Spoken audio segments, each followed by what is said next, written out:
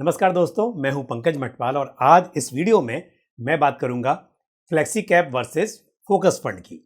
क्योंकि दोनों ही जो कैटेगरीज हैं ये डाइवर्सिफाइड फंड की कैटेगरी हैं और दोनों ही कैटेगरीज में ये स्कोप है कि investment across the market cap यानी कि large cap, mid cap, small cap में किया जा सकता है। तो दोनों ही कैटेगरीज काफ़ी सिमिलर लगती हैं, लेकिन इनमें कुछ इंपॉर्टेंट डिफरेंसेस भी हैं। ये वीडियो शुरू करने से पहले मैं एक इम्पॉर्टेंट डिस्क्लेमर यहाँ पर देना चाहूँगा कि ये वीडियो सिर्फ एजुकेशनल पर्पस के लिए है और इस वीडियो का मकसद किसी स्कीम को रेकमेंड करना नहीं है। जब मैं फ्लेक्सी कैप और फोकस्ड फंड की बात करूँगा तो इसमें कुछ स्कीम्स का जिक्र भी आएगा और उनकी पास्ट परफॉर्मेंस की बात भी होगी, लेकिन यहाँ पर ये समझना बहुत ज़रूरी है कि पास्ट परफॉर्मेंस से इस बात का कोई इंडिकेशन या गारंटी नहीं मिलती है कि फ्यूचर में भी इस तरह की परफॉर्मेंस देखी जा सकती है। सेबी का जो स्कीम कैटेगराइजेशन है उसके हिसाब से फ्लेक्सी कैप फंड एक ओपन एंडेड स्कीम होती है और एक स्कीम का जो टोटल असेट होता है उसका मिनिमम 65% इक्विटी और इक्विटी रिलेटेड इंस्ट्रूमेंट्स में इन्वेस्ट किया जाना चाहिए। और ये जो एलोकेशन है ये large cap, mid cap, small cap किसी भी तरह के मार्केट कैप्स में हो सकता है, यानी कि यहाँ पर across the market cap invest करने की फ्लेक्सिबिलिटी है। वहीं यदि बात की जाए फोकस्ड फंड कैटेगरी की तो ये भी ओपन एंडेड इक्विटी स्कीम है और यहाँ पर जो स्कीम का टोटल असेट है उसका मिनिमम 65% इक्विटी और इक्विटी रिलेटेड इंस्ट्रूमेंट्स में इन्वेस्ट किया जाना चाहिए, यानी कि फ्लेक्सी कैप और फोकस्ड फंड दोनों ही कैटेगरी में ये बात सिमिलर है। दूसरी बात जहां तक एलोकेशन को लेकर है तो जैसा मैंने कहा कि फ्लेक्सी कैप में फ्लेक्सिबिलिटी है, इसी तरह से फोकस्ड फंड में भी जो इन्वेस्टमेंट है वो लार्ज कैप, मिड कैप या स्मॉल कैप या फिर मल्टी कैप किसी भी तरह से किया जा सकता है। हाँ, यहाँ पर जो स्कीम का SID है यानी कि स्कीम इंफॉर्मेशन डॉक्यूमेंट, उसमें ये बात मेंशन की जाती है कि वो स्कीम किस तरह से मैनेज होगी, यानी कि जो इसका इन्वेस्टमेंट है वो लार्ज कैप ओरिएंटेड रहेगा, मिड कैप ओरिएंटेड रहेगा या फिर मल्टीपल मार्केट कैप में इन्वेस्ट किया जा सकता है। और आप देखेंगे कि इस कैटेगरी में जो फंड्स हैं वो मल्टी कैप कैटेगरी में इन्वेस्ट करते हैं, यानी कि उनके पोर्टफोलियो में large cap, mid cap, small cap सभी तरह का एलोकेशन देखने को मिलता है। कई बार तो आप देखेंगे कि एक फंड हाउस के पास यदि एक फ्लेक्सी कैप फंड है और एक फोकस फंड है तो दोनों का जो एलोकेशन है वो ऑलमोस्ट सेम होता है कि जो परसेंटेज वाइज एलोकेशन है large cap, mid cap, small cap में वो आपको ऑलमोस्ट सेम देखने को मिलता है। तो दोनों कैटेगरी में फर्क क्या है? फर्क यह है कि फ्लेक्सी कैप कैटेगरी के जो फंड्स होते हैं उनके अंडरलाइंग पोर्टफोलियो में नंबर ऑफ स्टॉक्स को लेकर कुछ भी ऐसा डिफाइन नहीं किया हुआ है, यानी कि नंबर ऑफ स्टॉक्स जो हैं वो कम या ज़्यादा हो सकते हैं। लेकिन जब बात आती है फोकस फंड की तो यहां पर नंबर ऑफ स्टॉक्स मैक्सिमम 30 हो सकते हैं, यानी कि एक फोकस्ड फंड के अंडरलाइंग पोर्टफोलियो में 30 से ज्यादा स्टॉक्स नहीं देखने को मिलेंगे। तो यानी कि फोकस्ड फंड का जो पोर्टफोलियो है वो कॉन्सेंट्रेटेड होता है, फोकस्ड अप्रोच यहां पर फॉलो की जाती है। जबकि फ्लेक्सी कैप की बात की जाए तो यहां पर जो अंडरलाइंग पोर्टफोलियो है वो वेल डाइवर्सिफाइड हो सकता है, पर हो सकता है जरूरी नहीं कि होगा, क्योंकि कुछ फंड्स आप देखेंगे फ्लेक्सी कैप कैटेगरी में जहां पर पोर्टफोलियो में स्टॉक्स 30 से भी कम हैं। तो यानी कि फ्लेक्सी कैप कैटेगरी में स्टॉक्स 30 से कम नहीं हो सकते ऐसा नहीं है, पर हां फोकस फंड कैटेगरी में 30 से कम ही होने चाहिए, यानी कि मैक्सिमम 30 ही होने चाहिए, उससे ज्यादा नहीं होने चाहिए, ये एक कंडीशन है। तो फिर ऐसा फ्लेक्सी कैप फंड जिसके अंडरलाइंग पोर्टफोलियो में जो नंबर ऑफ स्टॉक्स हैं वो 30 से कम है तो फिर एक तरह से वो फोकस फंड की तरह ही मैनेज हो रहा है, ये हम मानकर चल सकते हैं। क्योंकि दोनों कैटेगरी में काफ़ी सिमिलरिटी है, इसलिए आप देखेंगे कि कुछ वेब पोर्टल जो कि म्यूचुअल फंड के कंपैरिजन और रेटिंग्स वगैरह प्रोवाइड करते हैं, वहाँ पर फ्लेक्सी कैप और फोकस्ड फंड कैटेगरी को एक सेम कैटेगरी यानी कि फ्लेक्सी कैप के अंडर ही रखा गया है, जबकि सेबी के अकॉर्डिंग ये दो डिफरेंट कैटेगरीज हैं। लेकिन जो फ्लेक्सी कैप कैटेगरी है ये ज़्यादा पॉपुलर है। यदि आप एमफी के नंबर्स देखें, यानी कि जून 2025 के मार्केट डेटा की मैं बात कर रहा हूं, तो फ्लेक्सी कैप फंड के टोटल फोलियोज हैं 1.89 करोड़ और इस हिसाब से मार्केट शेयर है 9.3% का। वहीं यदि बात की जाए फोकस फंड कैटेगरी की, तो टोटल फोलियोज थे 52.7 लाख और इस हिसाब से मार्केट शेयर रहा 2.6% का। वहीं यदि बात की जाए टोटल एयूएम की, तो एज पर AMFI data of June 2025 flexi cap fund का टोटल असेट अंडर मैनेजमेंट है 4.94 लाख करोड़ और वहीं फोकस फंड का टोटल एयूएम है 1.62 लाख करोड़। पर एक बात यहां पर ध्यान देने वाली यह भी है कि फोकस फंड कैटेगरी में नंबर ऑफ फंड्स जो हैं वो फ्लेक्सी कैप फंड्स के मुकाबले में कम है।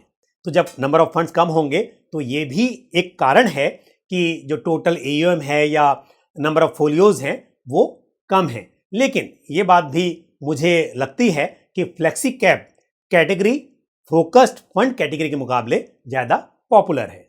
अब बात करते हैं स्कीम्स की पास्ट परफॉर्मेंस की। लेकिन यहाँ पर यदि मैं स्कीम की परफॉर्मेंस बता रहा हूँ, इसका मतलब ये नहीं है कि आपको उन्हीं स्कीम में इन्वेस्ट करना है।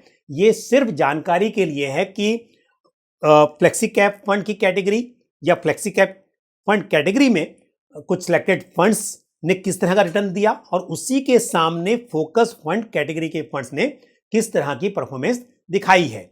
और यहां पर जिन रिटर्न्स की बात हो रही है तो स्कीम्स रहेंगी डायरेक्ट प्लान्स ग्रोथ ऑप्शन और साथ ही ये रहेगा एज पर एनएवी ऑफ 22 जुलाई 2025। तो पिछले एक साल में फ्लेक्सी कैप कैटेगरी में टोटल 40 फंड्स हैं और उनमें से best performing flexi cap fund रहा है Motilal Oswal flexi cap fund, जिसका रिटर्न रहा 12.56% का। उसी कैटेगरी में यदि हम बात करें worst performing flexi cap fund की, तो वो है सैमको फ्लेक्सी कैप फंड, जिसने 10.74% का नेगेटिव रिटर्न दिया है। और यदि बात की जाए मीडियन परफॉर्मेंस की, तो क्योंकि इस कैटेगरी में 40 फंड्स हैं, उनमें से यदि हम देखेंगे 21st फंड वो रहा डीएसपी फ्लेक्सी कैप, जिसका रिटर्न है 4.46%। तो मैंने आपको टॉप परफॉर्मिंग स्कीम बताई और बॉटम मोस्ट स्कीम भी बताई और साथ में यदि 40 स्कीम है तो 21वीं स्कीम कौन सी रही और उसका परफॉर्मेंस कैसा रहा ये भी बताया। ये आपको मदद करेगा समझने में कि इसके मुकाबले जब हम बात कर रहे हैं फोकस फंड की तो उनकी परफॉर्मेंस कैसी रही है। और हाँ, मैं आपको फ्लेक्सी कैप फंड के लास्ट 1 ईयर में जो एवरेज रिटर्न रहा कैटेगरी का वो भी बता दूं, वो है 3.75%। तो अब बात करते हैं फोकस फंड की। तो लास्ट 1 ईयर में फोकस फंड कैटेगरी में टोटल फंड्स रहे हैं 28। उनमें से बेस्ट परफॉर्मिंग फोकस फंड है बंधन फोकस फंड, जिसने पिछले एक साल में 14.67% का रिटर्न डिलीवर किया।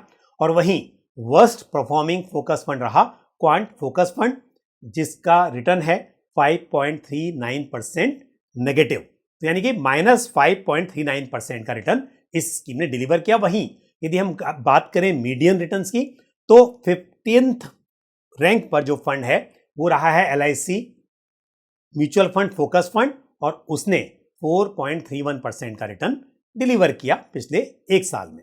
और इस कैटेगरी की एवरेज परफॉर्मेंस की बात की जाए तो वो रहा है 4.61%। अब बात करते हैं पिछले 3 साल की। तो पिछले 3 साल में फ्लेक्सी कैप कैटेगरी में टोटल 29 फंड्स हैं। इसका मतलब ये हुआ कि यदि हम बात कर रहे थे एक साल की तो 40 फंड्स थे, लेकिन हम बात करें 3 साल की तो टोटल 29 फंड्स हैं।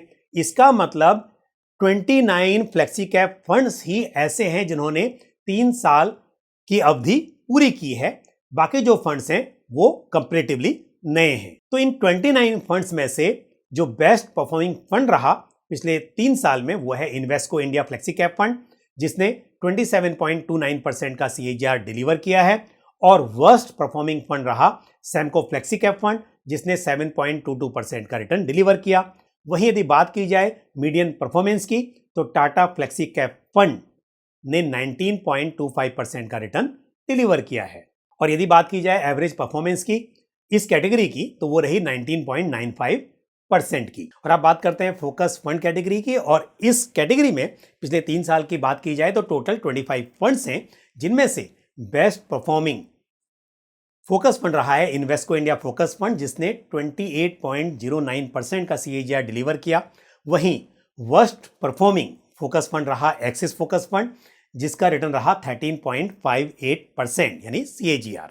और मीडियन जो फंड है वो है टाटा फोकस फंड, 19.18% का इसने CAGR डिलीवर किया है। पर यदि कैटेगरी एवरेज की बात की जाए तो वो रहा है 19.59%। अब 5 साल की भी बात कर लेते हैं तो 5 साल की अवधि में टोटल 24 फ्लेक्सी कैप फंड हैं, जिनमें से बेस्ट फ्लेक्सी कैप फंड जो रहा है वो है क्वांट फ्लेक्सी कैप फंड, जिसने 5 इयर्स के इन्वेस्टमेंट होराइजन में 31.58% का CAGR डिलीवर किया है। और वहीं worst performing flexi cap fund रहा श्रीराम फ्लेक्सी कैप फंड, जिसने 17.07% का CAGR डिलीवर किया। और यदि बात की जाए मीडियन परफॉर्मेंस की तो Motilal Oswal flexi cap fund ने 21.36% का रिटर्न डिलीवर किया है। कैटेगरी एवरेज की बात की जाए तो इस कैटेगरी का एवरेज रहा है 22.72%। अब बात कर लेते हैं फोकस्ड फंड कैटेगरी की, तो 5 साल की अवधि में टोटल 19 फंड्स हैं, जिनमें से बेस्ट परफॉर्मिंग फोकस फंड है HDFC फोकस फंड, जिसने 29.48% का रिटर्न डिलीवर किया। और वहीं वर्स्ट परफॉर्मिंग फोकस फंड रहा है मोतीलाल ओसवाल फोकस्ड फंड, जिसका CAGR है 15.75%।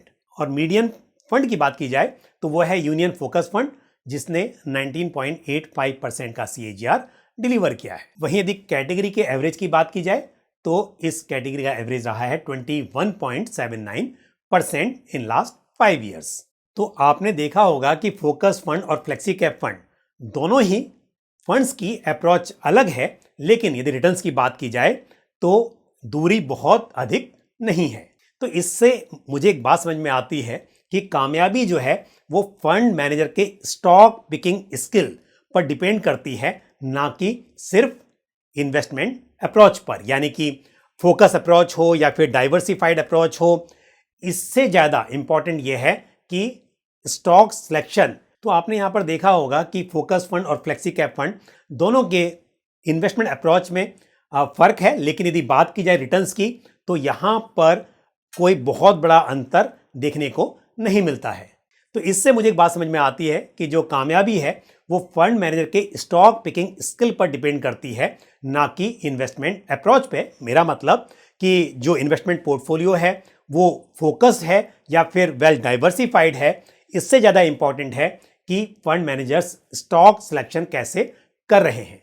और जैसा मैंने शुरुआत में भी कहा कि आपको कुछ फ्लेक्सी कैप फंड्स ऐसे भी देखने को मिलेंगे जिनके अंडरलाइंग पोर्टफोलियो में नंबर ऑफ स्टॉक्स 30 से कम है, यानी कि जो पोर्टफोलियो है वो काफ़ी कॉन्सेंट्रेटेड है, फोकस अप्रोच फॉलो की जा रही है।